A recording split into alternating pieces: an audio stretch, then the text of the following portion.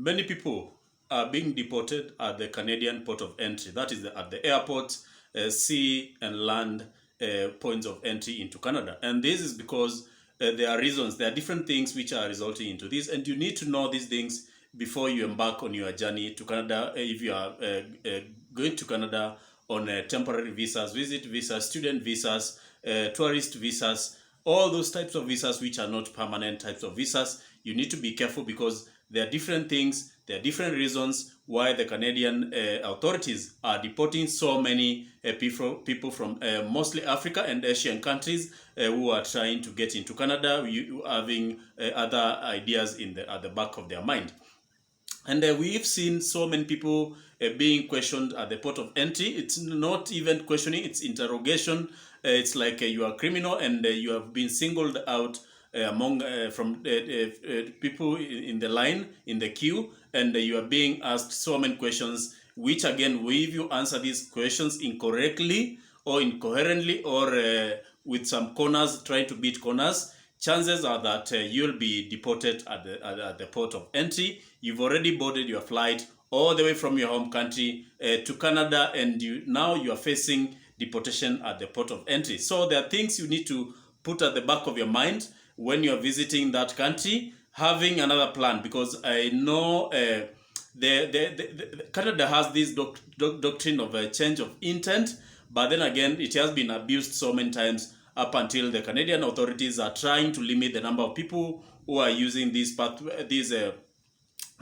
ideology of change of intent, whereby, for example, you are on a student visa, but eventually you get married to another person, or you claim asylum, which is again a way or a pathway people use to stay permanently in Canada.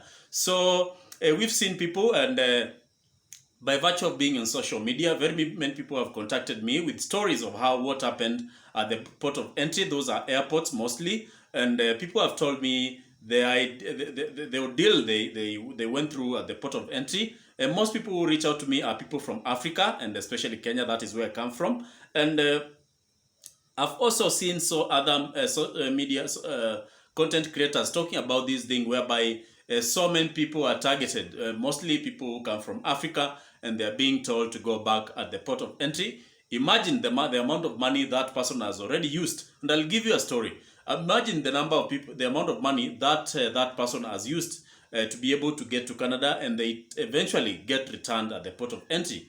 And you know what happens in our African countries, whereby or our communities, whereby if someone is going to Canada, we celebrate, we fundraise, we raise money, and we put all our hopes on that person, that they are going to better our lives by virtue of being in Canada. That is the truth.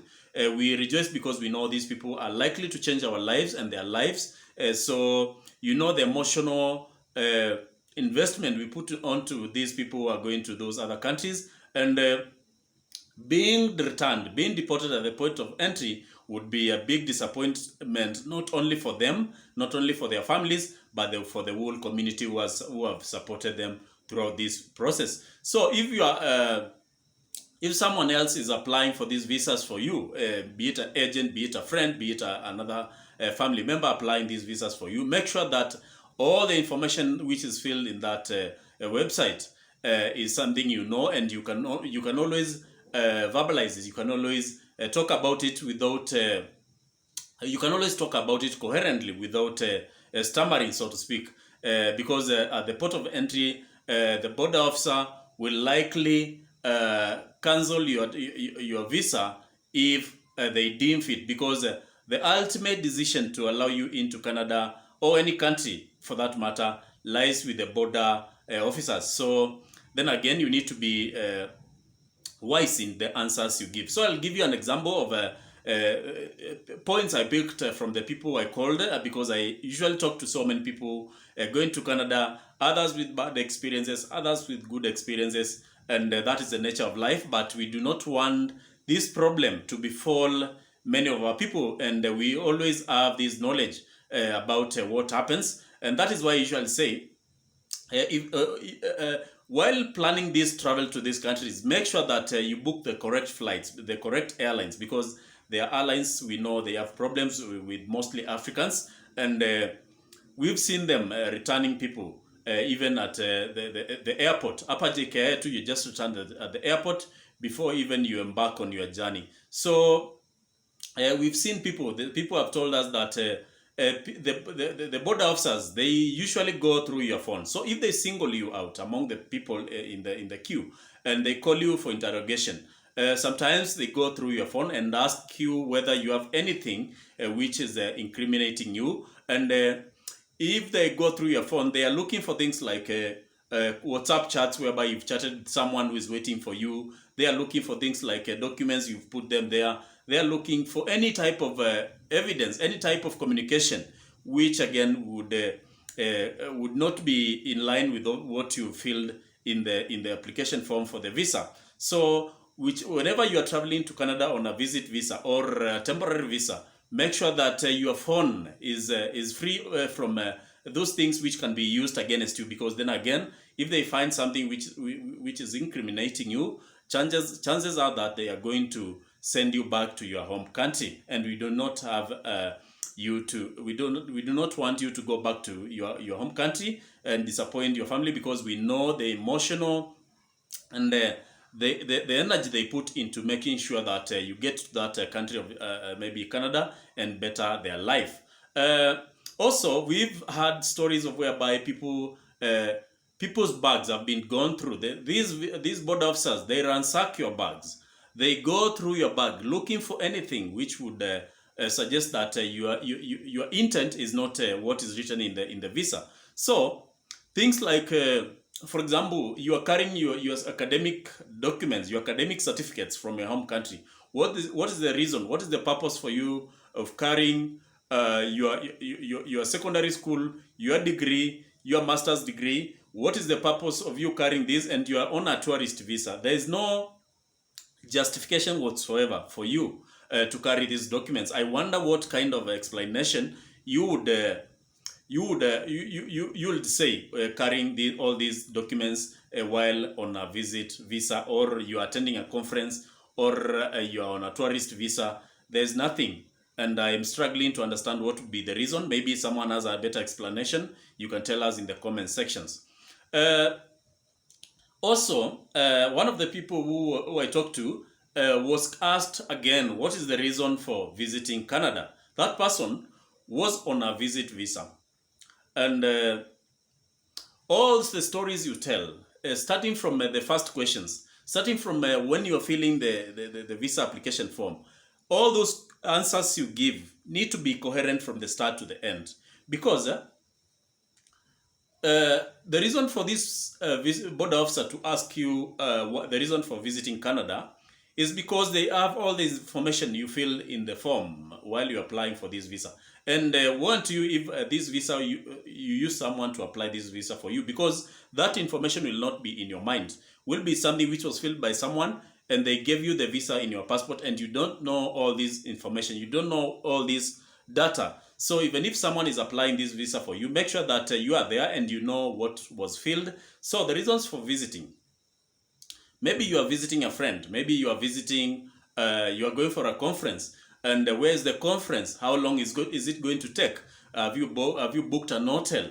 How much money do you have? These are the questions these border officers, they ask. They even tell you to open your bank app if you have it. So if your bank has an application and they have gone through your phone, they have seen that, for example, you bank with Standard Chartered, and they see that you have an app. They'll tell you to open this app, and then they'll ask you, or they'll have asked you questions about the bank balance. So you need also to have knowledge about what is in your bank account. And I know so many people submit bank statements which are not their own, and you are claiming that you have a bank balance which is not true. Rest assured that the border officer has all that information, and if they want to deport you because of that incriminating evidence, definitely they will, because these temporary visas have been abused so many times. So they are trying to limit the number of people using these visas, and if you give them a reason to deport you by providing inaccurate information,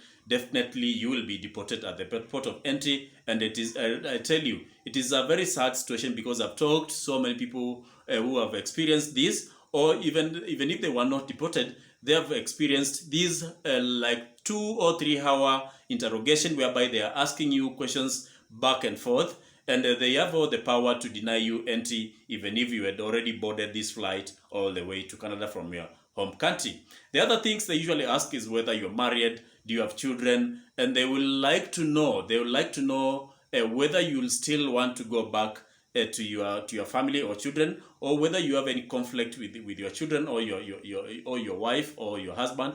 Because if you have a conflict, or if there's a divorce case going, or a separation of some sort, likely chances are that they know that you are likely not to go back to your home country. So also the reason for them for asking these questions is because they want to know whether what you filled in the form while applying for this visa is what you are saying at the port of entry. And if again you use someone to apply this visa for you, you might not know what they feel in the form, and you might fumble your and result in deportation. The other questions they usually ask, and I would want to tell my people, if you are visiting Canada, make sure that you've booked an hotel at least for 5 days, for 6 days, because these visa officers, they usually ask you questions. Have you booked an hotel? Where are you going to stay? And warrant you if this information is not clear in your mind, because chances are that you will falter, you will not answer it correctly. So they'll ask you how many days you have booked an hotel, and they'll ask for an hotel reservation, and they can go even an extra mile to call the hotel and know whether that is true. And if you are attending a conference maybe for 10 days and you've booked a conference, you booked an hotel for example, for 3 days, the visa officer has a reason now to doubt what you are saying, because a conference lasting 10 days and you've booked an hotel for 3 days, you'll need to explain a lot, unless you have another type of explanation, maybe where you say the conference is being held in a location near this hotel, but after 3 days they are taking us to another city, maybe that is where I want to book an hotel next. So there was no reason for me to book this hotel, another hotel, and after 3 days the conference will be they'll be taking us to another city. And that is an example. There are different ways you can explain this, but again, your story needs to marry each other so that there is consistency. Want you if your story is not having consistency, because chances are that you will be deported at the port of entry again, which is a very sad state of affairs. I also talked to another person who told me that they told that person to show them his academic documents, even if they are in the form of a PDF,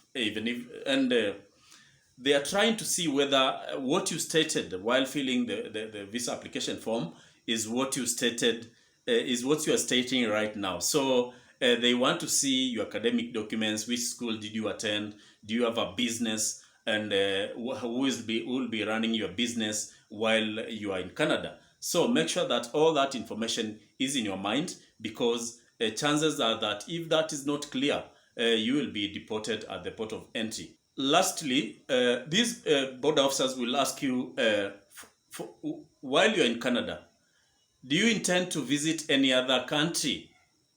They are trying to see whether you are planning to go to another country, maybe like the US. I know, and we know there are people who use that pathway, and that you should be able to answer by saying that you'll be remaining in Canada for the entire visit. And if you are visiting any other person, do you have a brother, do you have a cousin in that country? And they are trying to see whether you are planning to stay in Canada illegally. So be prudent in what you answer, what you say at the port of entry, because we do not want to see more stories of disappointment from people who have already boarded their flight and they are being deported at the port of entry because of lacking basic, let me just call it basic knowledge about answering questions about their visit. Thank you.